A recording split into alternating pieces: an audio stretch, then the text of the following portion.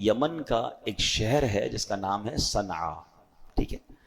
اس شہر کے رہنے والا ایک شخص بڑا نیک تھا اور بڑا سخی بھی تھا۔ اس کے پاس ایک خوبصورت باغ تھا۔ اس شخص کا ایک فارمولہ یہ تھا کہ باغ کے جتنے بھی پھل خود بخود زمین پر گرتے تھے، یہ فقیروں کو کہتا یہ سارے تمہارے، اٹھا لو۔ اور جب باغ کے پھل توڑے جاتے تھے تو درختوں کے نیچے کپڑے بچھا دیے جاتے تھے۔ جو پھل گر جاتے تھے توڑتے ہوئے یا ہاتھ سے نکل جاتے تھے تو وہ بھی فقیروں کو دے دیتا۔ جو خالص اس کا اپنا حصہ بنتا، آخر میں سلیکٹ کر کے جو اپنا مال نکلتا، اس کا بھی 10واں حصہ فقیروں کو دیتا تھا۔ یعنی ایسا سخی تھا کہ اللہ کی راہ میں خرچ کرنے کا اس کا بڑا شوق تھا۔ اللہ نے اس کے باغ میں بڑے پھل لگائے تھے، بڑے جناب ترقی، بہت خوبصورت باغ۔ اب اس بندے کا ہو گیا انتقال، ٹھیک ہے۔ جب انتقال ہوا تو اس کے 3 بیٹے تھے۔ بیٹے تھے کنجوس، باپ تھا سخی، بیٹے تھے کنجوس۔ تو اب انہوں نے سوچا ہمارے والد اکیلے اتنی سخاوت کر لیا کرتے تھے، فقیروں کو اتنا مال دینے کے بعد بھی ان کا مال بچ جاتا تھا، مگر اب تو ہم 3 ہیں نا، 3 فیملیز ہیں، ہمارے بچے ہیں، ہماری بیویاں ہیں، ہمیں تو اور مال کی ضرورت ہے نا۔ اب اگر ہم بھی اسی طرح سخاوت کریں گے تو پھر ہمارے لیے تو کچھ بھی نہیں بچے گا، تو بہتر یہ کہ ہم اب سخاوت نہ کریں۔ اب ایک رات جب پتا چلا کہ باغ کے پھل پک گئے، ریڈی ہیں، اچھا فقیروں کو بھی پتا چل جاتا تھا کہ بھئی اب باغ کے پھل اتریں گے تو صاحب مال بانٹے گا، تو وہ بھی جمگٹا لگا کے پہنچ جاتے تھے۔ تو ان بیٹوں نے پلان کیا کہ کل فقیروں کے پہنچنے سے پہلے، محتاجوں کے پہنچنے سے پہلے ہم چلتے ہیں اور وہاں جا کر پہلے سارا ہی مال ہم نکال لیتے ہیں، ہم اب کسی کو بھی نہیں دیں گے۔ قرآن کیا کہتا ہے؟ اذ اقسموا لیصرمنها مصبحین، جب انہوں نے قسم کھا لی کہ ہم ضرور صبح ہوتے ہی اس باغ کو کاٹ دیں گے، اس سے پہلے کہ محتاج فقیر آئیں، اپنا مال لے کے ہم نکل جائیں گے۔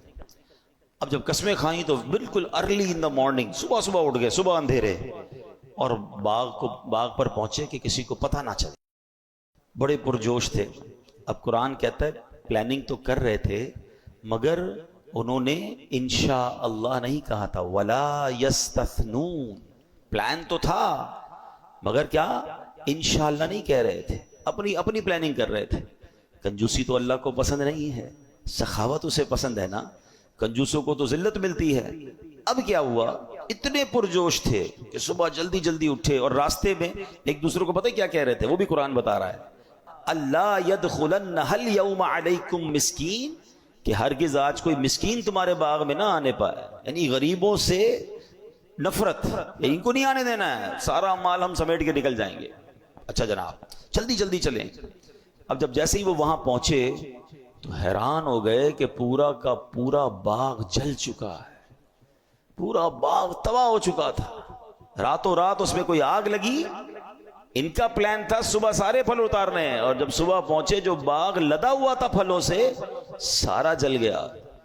اب کیا کہتے ہیں، بے شک ہم ضرور راستہ بھٹک گئے ہیں۔ ایک بھائی کہتا ہے لگتا ہے کسی اور کے باغ میں آ گئی، ہمارا نہیں ہے، دیکھو تو صحیح کوئی مسٹیک تو نہیں ہو گئی، ہمارے باغ میں تو بڑے پھل تھے، یہ تو پورا باغ ویران برباد جلا ہوا۔